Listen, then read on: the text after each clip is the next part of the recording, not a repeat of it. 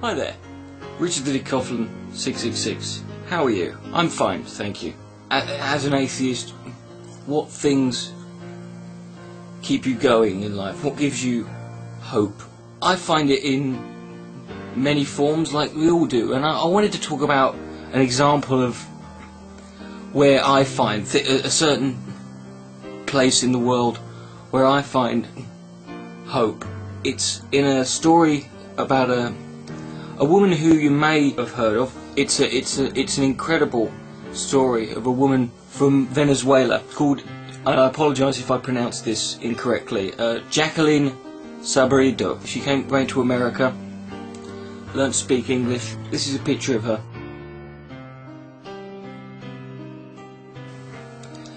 However, that's not what she now looks like. In the year 2000, she was at a party with 3 friends of hers, and they decided to leave early. On the way home, they were hit by a drunk driver. 2 of her friends were killed instantly. The other one died later on. They were kind of fortunate in a way that as the accident happened, 2 paramedics were driving past. Jacqueline herself was in the front seat, and as the car had been hit, the front had kind of crushed it and had trapped her in the seat. She couldn't get out, she was stuck, and all of a sudden the car ignited on fire, and it set Jacqueline on fire too. She was burned rather severely, over 60% of her body. This is a picture of what Jacqueline looked like several weeks later.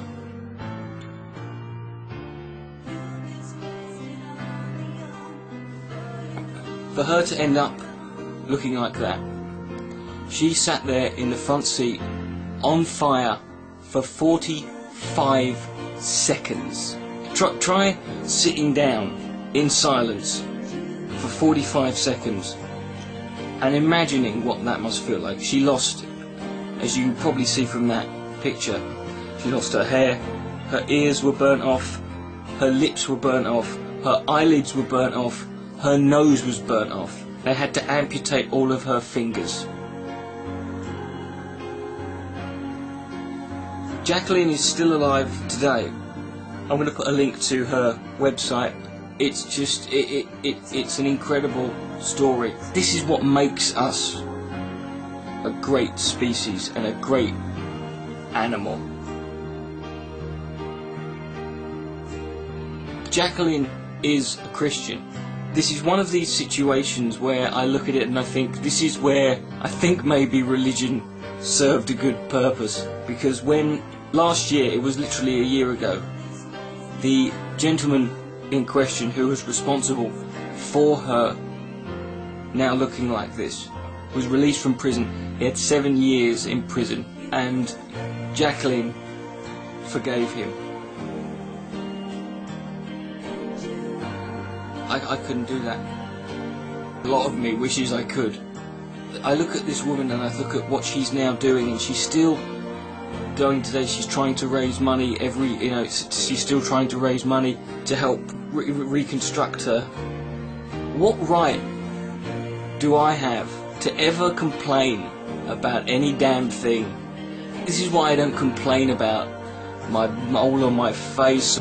Next time you're complaining about, you've put on a bit of weight, or my ears are a bit too big, or my teeth are wonky, or my skin's freckly, I want you to look at this picture one more time.